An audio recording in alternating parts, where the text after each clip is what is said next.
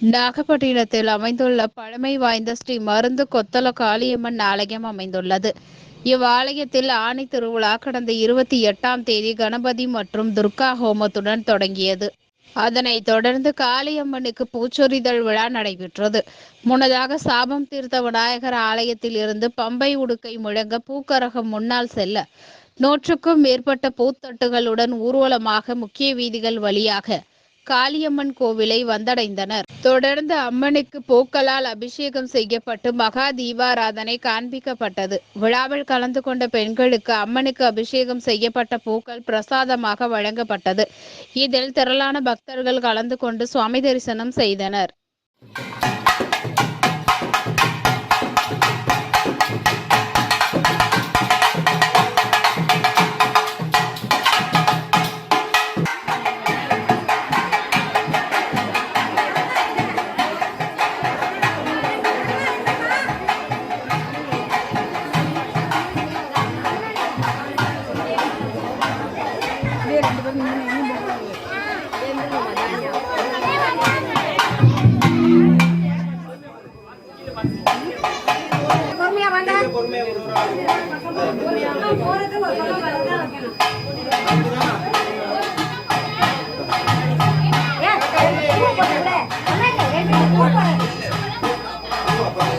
Om Shakti Om Shakti Om Shakti Om Shakti Om Shakti Om Shakti Om Shakti Om Shakti Om Shakti Om Shakti Om Shakti Om Sakthi